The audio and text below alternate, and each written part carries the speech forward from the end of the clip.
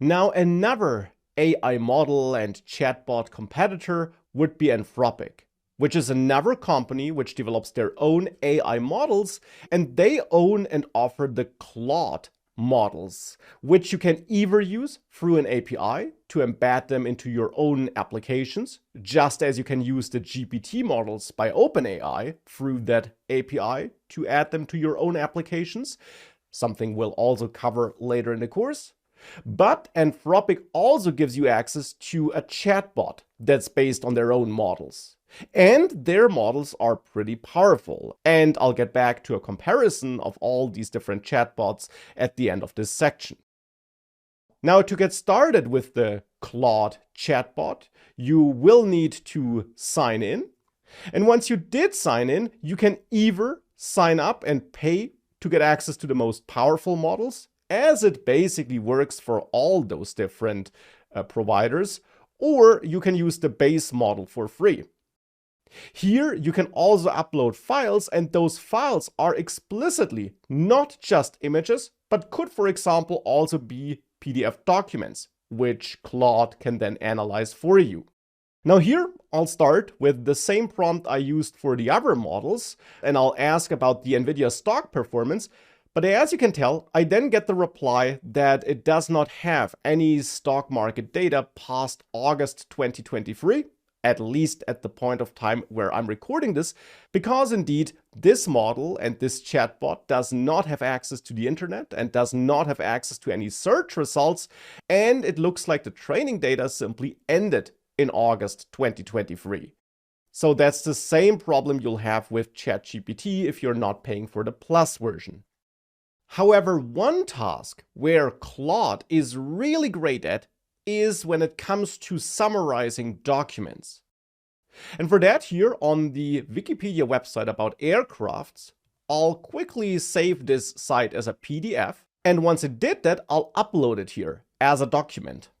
And I'll then ask Claude to give me a summary of the provided document. And at least in my experience, that's something where Claude is really good at.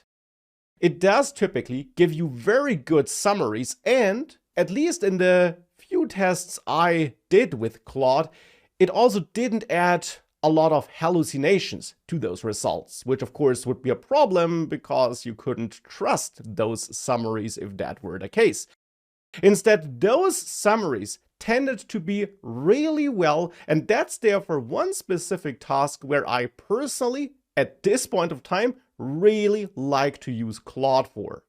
So it's a really powerful chatbot in general, and it specifically also excels at summarizing documents. Though I also want to emphasize that it's not just good for summarizing documents, it, for example, also does pretty well at tasks like code generation. As you can tell, it's also relatively fast. And in general, it's a great chatbot if you don't need access to search or web data, if you don't need access to current data because it doesn't have that access. And of course, here I'm just using the free version. Obviously, the paid version is even more capable and powerful.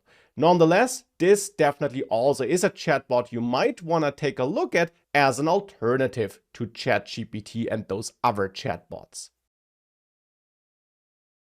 So, as you can tell, there are many options. Which chatbot should you use? Well, of course, I can only recommend that you give most of those bots a try on your own, at least their free versions. Obviously, you typically don't want to pay for 2 or 3 of those bots at the same time. It's also worth noting that, at least in my experience, ChatGPT tended to be amongst the best and give you the best results. And of course, the underlying model there also will evolve. And just as OpenAI has been amongst the best in the past, they will probably stay there in the future. Nonetheless, it's also worth noting that Anthropic, who own this Claude model, actually released a comparison table when they released their latest model, where they show some statistics about different kinds of tasks and how well these different models performed in certain benchmarks. And obviously, you should take this table with some caution, because obviously here those Claude models perform pretty well, and those benchmarks are just that, benchmarks. They don't necessarily give you a good idea of how those models perform for the specific task you're trying to use them for, but still they give you an idea of how well those models do in certain situations. And as you can, for example, tell, the best models offered by Anthropic, the Claude 3 Opus model, for example, which is only available if you're paying, does really well in all these specific benchmarks.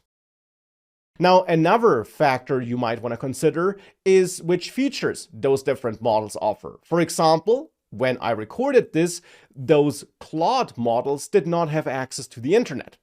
ChatGPT, or to be precise, ChatGPT Plus, does have access to the internet. Microsoft Copilot has access to search results, and that might matter to you. So it also depends on what you're trying to do, which model you want to use and which chatbot you want to use. In the end, it's great to have all these different options, but in this course, as explained at the beginning of this section, we'll focus on ChatGPT and ChatGPT Plus, because ChatGPT is definitely one of the best chatbots out there. It offers loads of features and it gives us pretty great results, but you also might want to consider diving into some of these alternatives here. So now that we got started with ChatGPT and also had a look behind the scenes, it's time to dive deeper. And in this course section, we're going to dive into prompt engineering. And prompt engineering, in the end, is simply about writing good prompts, about getting good results. And therefore, in this course section, you will learn how you can fine-tune and optimize your ChatGPT prompts. You will learn about different prompting strategies and different approaches you can take. And of course, you're going to learn all these things by diving into multiple examples. So prompt engineering is important, but why exactly should you care about it? Well, because as mentioned in the previous lecture, prompt engineering is in the end all about writing good prompts, and good prompts lead to good results. I could, for example, ask ChatGPT to write me a blog post about hiking. Now, if I do that, I will of course get such a blog post. But the blog post will be pretty generic, not very specific, and might not be too interesting to read, because I also had a pretty generic prompt with not a lot of information in it. So whilst this could be the blog post we want, it's quite likely that it's not, that we might want a more specific blog post, and we can get a more specific blog post by fine-tuning and adjusting and improving our prompt. For example, here I have another prompt where I want ChatGPT to generate a blog post about hiking, but this time I'm providing more information to ChatGPT, more context. And as you will learn in this course section, context is everything. It's super important when writing prompts. So here I'm providing more context, and as a result, when sending that prompt to ChatGPT, I get a way more detailed and specific blog post that is probably way more useful to me. And that's why prompt engineering matters and what prompt engineering is all about in the end. It is about writing good prompts and getting good results. And writing good prompts, as you will see in this section, is all about adding just the right information and just the right context to the right goal. Now, before we'll actually dive into all the different prompting techniques you should know and you can use, there's one specific feature in ChatGPT that I want to highlight.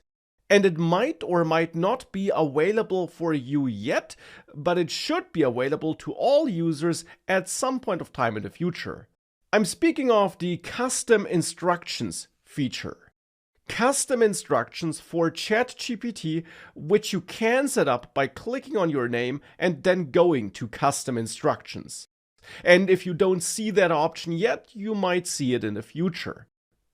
Here, you can basically instruct ChatGPT to take certain information about you into account when generating its responses and to use a certain style for its responses. You can, for example, share information about your location, what you do for work, and so on, or tell ChatGPT to always respond in a formal or casual way. So here we could say, always reply in a formal way. Don't share your own opinions in your responses. And in the first field, I could share that I'm a developer and online teacher. And if I want ChatGPT to always use this information and these instructions regarding the response style for all the future chats I'm about to use, I can save these settings here, and whenever I now start a new chat, those instructions will also be applied in addition to any prompt I might be entering here.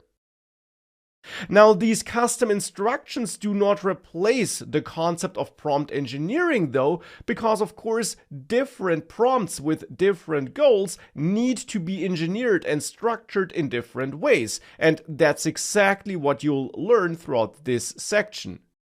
The idea behind custom instructions, behind this feature here, simply is that you can set up some general instructions you might want to apply to all chats. And here indeed I don't want any such instructions, so I'll remove that and save this, but it is a feature you should be aware of, and it is a feature you should consider using if you find yourself repeating a lot of instructions across many prompts. You then might want to outsource such repeated instructions into this custom instructions area.